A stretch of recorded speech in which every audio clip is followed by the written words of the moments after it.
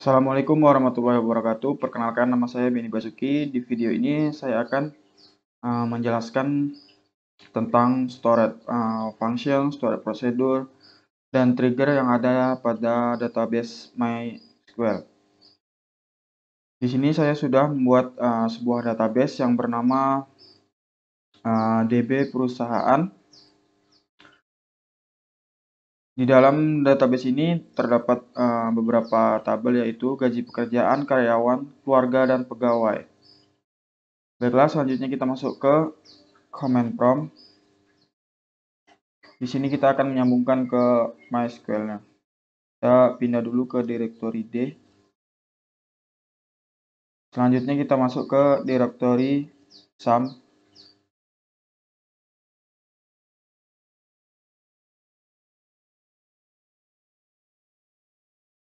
Masuk ke folder MySQL dan bin.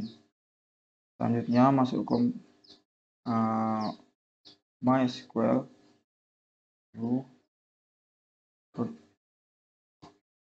Nah, di sini saya tidak memiliki password.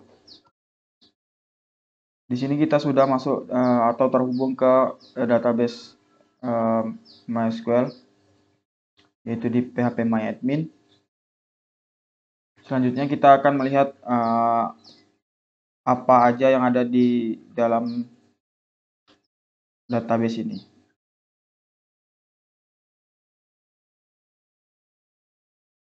Dan ini database yang ada di phpMyAdmin saya.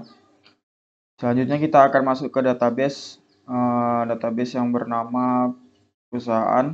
Ini DB perusahaan, dengan cara use DB perusahaan. Kita sudah masuk ke database yang bernama DB perusahaan. Selanjutnya kita akan melihat tabel yang ada di database tersebut. Show tables.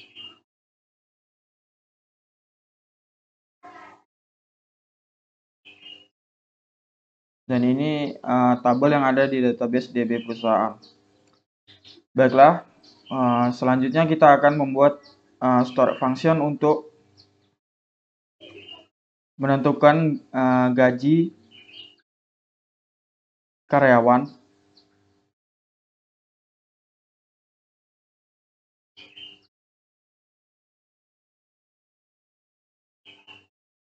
Pertama kita akan melihat isi data yang ada pada tabel karyawan.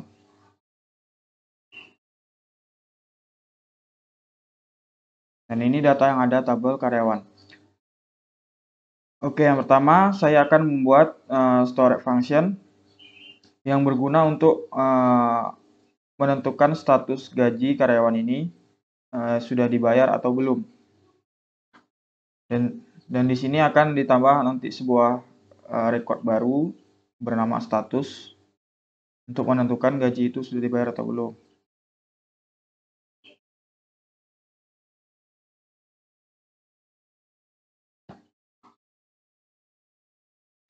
Yang pertama kita buat delimiter.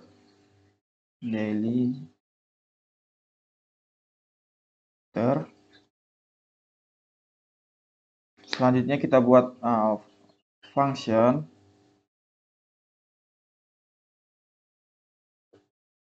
dengan nama menentukan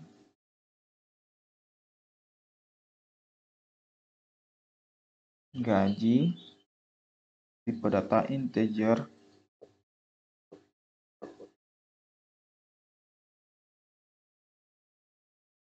return varchar 20,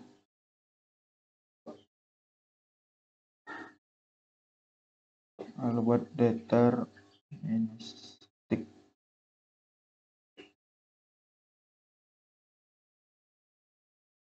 Begin declare. Nama functionnya itu menentukan. Kita deklarasikan menentukan dengan tipe data varchar 20.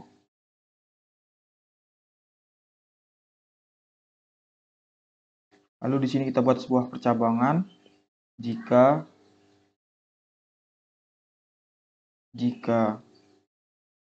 gaji lebih besar sama dengan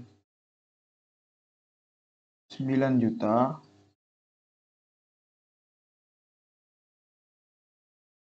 then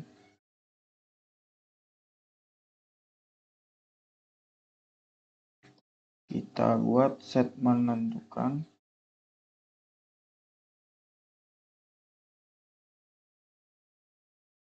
Kita buat keterangan sudah dibayar.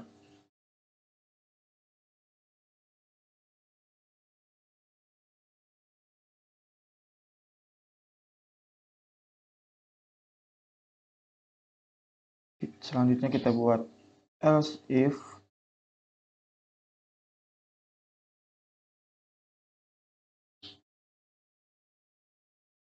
jika gaji lebih kecil sama dengan 8 juta,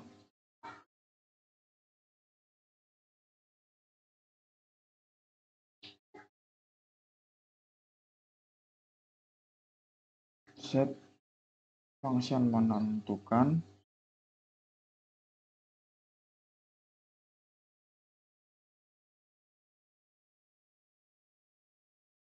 kita buat keterangan belum dibayar.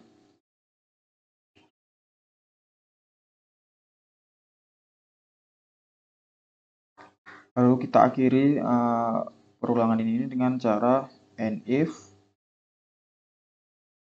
lalu kita return, kita kembalikan nilai fungsinya yaitu menentukan.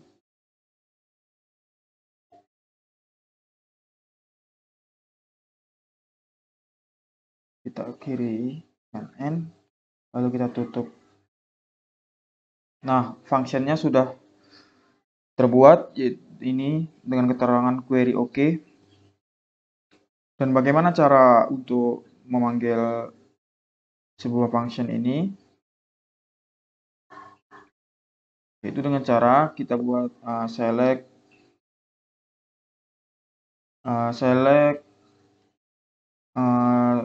nama setiap kolom yang ada di tabel karyawan ini, yaitu ID, first name,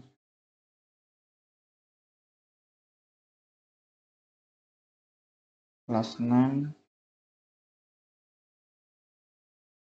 telepon, dan gaji. Dan function kita yaitu menentukan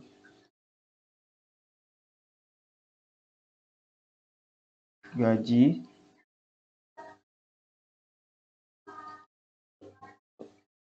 kita buat kolom baru yaitu namanya status.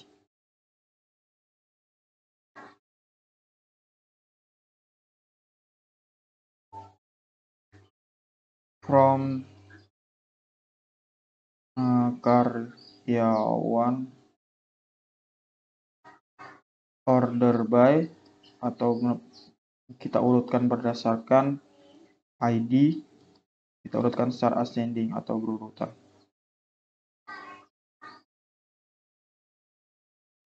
Nah, ini dia hasilnya function yang kita buat. Terdapat sebuah record baru dengan nama status. Jika gaji di atas 9 juta, di sini kita buat keterangan sudah dibayar, dan ini udah benar sudah dibayar. Jika gaji lebih kecil dari 8 juta belum dibayar.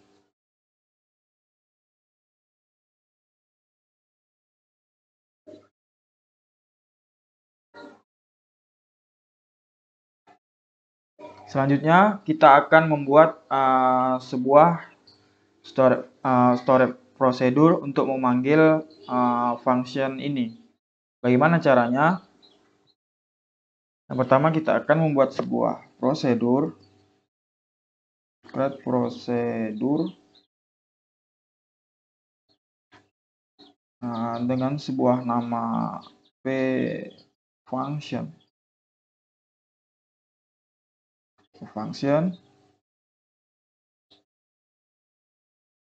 Kita buat begin, Dan perintah untuk memanggil function ini kita copy aja dari sini.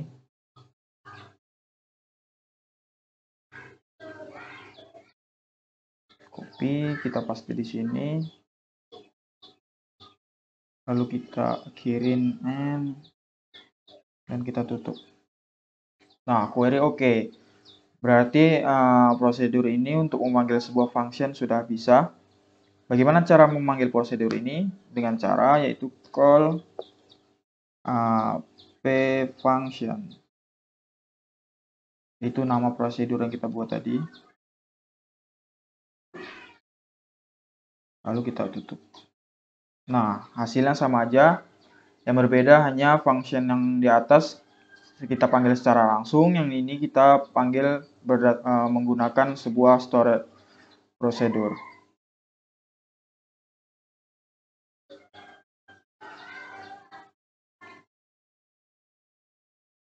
Selanjutnya kita akan membuat sebuah storage prosedur lagi, namun di sini kita akan menambahkan sebuah exception handler untuk mengatasi insert data jika tidak sesuai dengan syarat yang kita buat. Pertama kita akan masuk ke sebuah folder gaji pekerjaan. Nah, ini data yang ada di tabel gaji pekerjaan. Ada ID, ada front end dev dan back end dev. Selanjutnya kita akan membuat sebuah prosedur yang berfungsi saat kita menginsert data atau memasukkan data. Jika tidak sesuai, maka akan terjadi error. Jika sesuai, data itu akan bertambah. Pertama kita buat sebuah prosedur dengan nama insert data. Kita buat sebuah kita buat sini variabel baru ID dengan tipe data integer juga, lalu di sini kita buat front end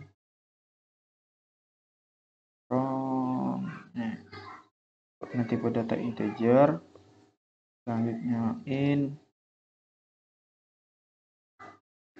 back end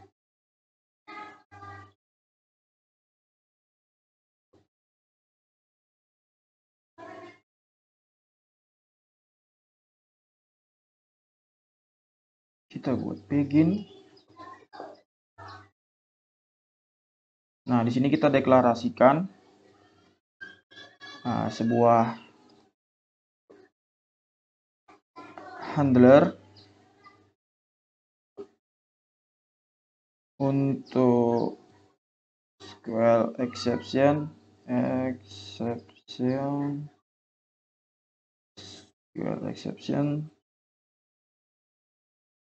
select. Kita buat keterangan jika datanya berhasil, kita buat berhasil menambahkan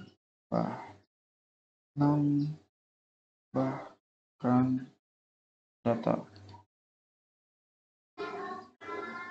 Buat mas lagi. Selanjutnya kita buat deklarasi untuk mengatasi error. Exit handler for SQL state dengan kode error yaitu 23.000.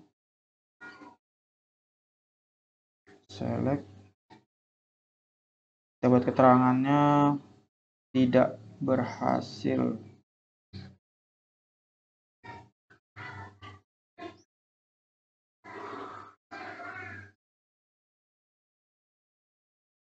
Itu code.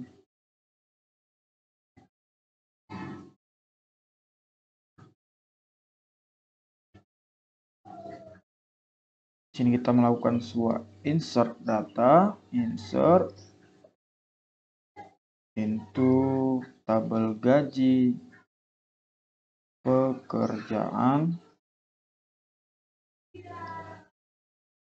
ada kolom ID, lalu front end and dev dan back end dev.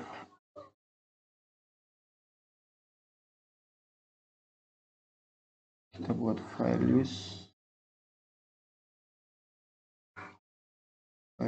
itu PID yang kita buat tadi, parameter PID, P front end, lalu P back end.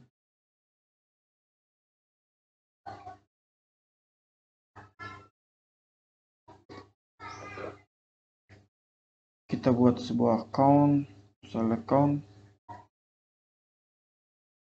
dengan ID front end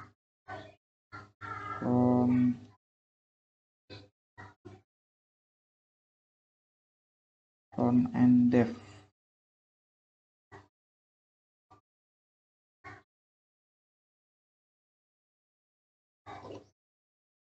From tabel gaji pekerjaan dengan kondisi di mana front end dev sama dengan P front end.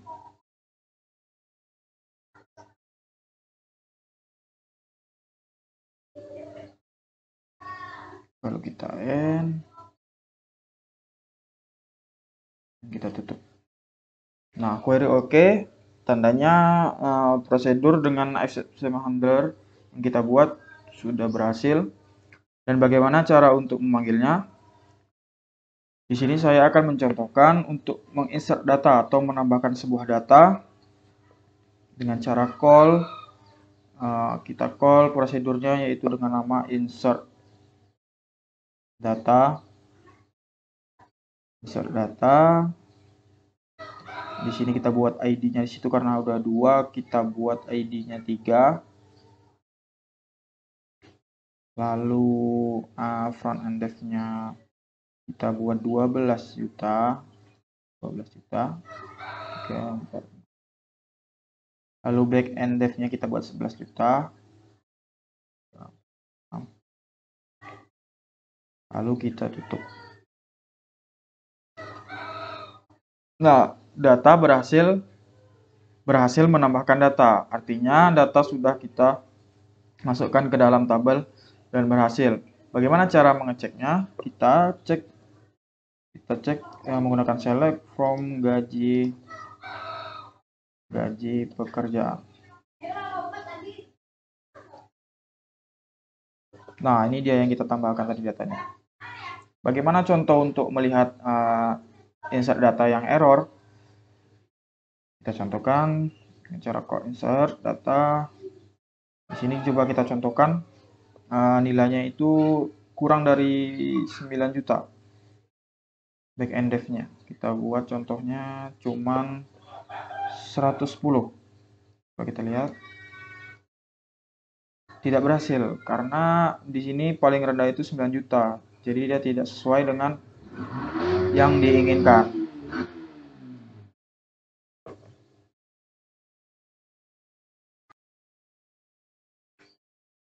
Dan yang terakhir yaitu di sini saya akan membuat sebuah trigger yang berfungsi untuk after insert atau setelah penginputan data, maka trigger itu akan berjalan. Di sini saya mempunyai 2 tabel yaitu pegawai dan keluarga. Nah, trigger itu nanti berfungsi untuk memasukkan data jumlah keluarga ini setelah saya menginputkan data di sebuah tabel keluarga ini. Contohnya di sini saya akan membuat ID keluarga, terus nomor induk dan nama anak. Nah, setelah saya mau menginputkan data tersebut, maka jumlah keluarga ini akan bertambah. Bagaimana caranya? Yaitu kita buat triggernya terlebih dahulu.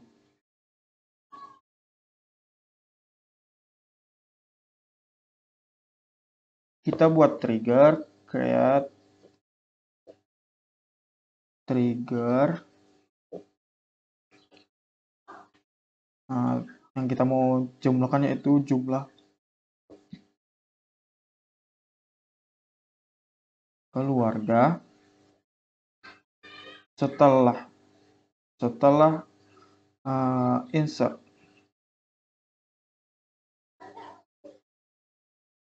on tabel keluarga, lalu kita buat sebuah for each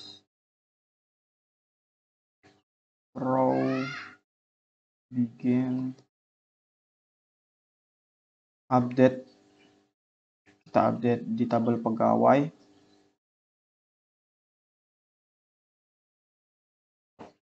lalu kita ubah set kolom jumlah keluarga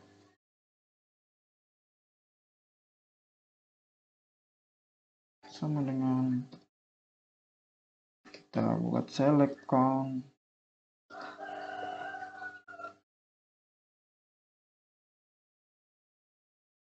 from tabel keluarga.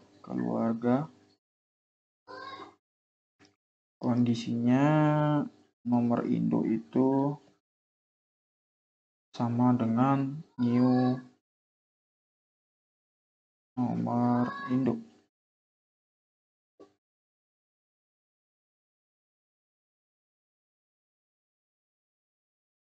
Lalu kita buat kondisi where lagi, nomor induk sama dengan new titik nomor induk.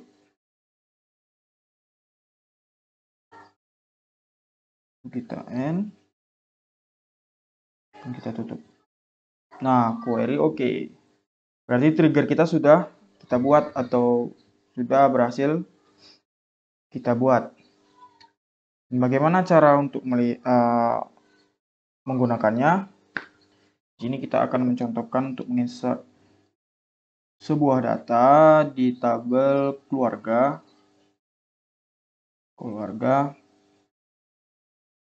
Nah, kolomnya itu ada nomor induk, lalu ada nama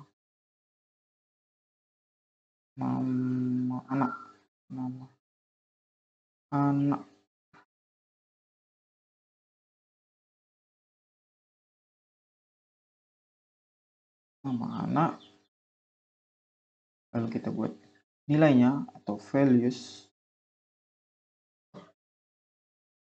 Ini kita buat nomor induknya dulu 001.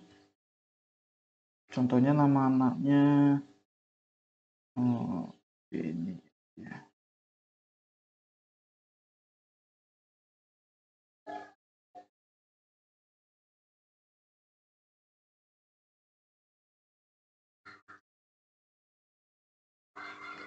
Berhasil, tandanya kita sudah berhasil untuk menginsertkan sebuah data pada tabel keluarga. Bagaimana untuk melihat data yang kita tambahkan itu? Kita buat select from tabel keluarga. Tutup. Nah, ini datanya. Ada ID keluarga dengan ID 1, nomor induk 011, dan nama anak Beni. Dan bagaimana melihat trigger yang kita buat? Kan di sini kita sudah membuat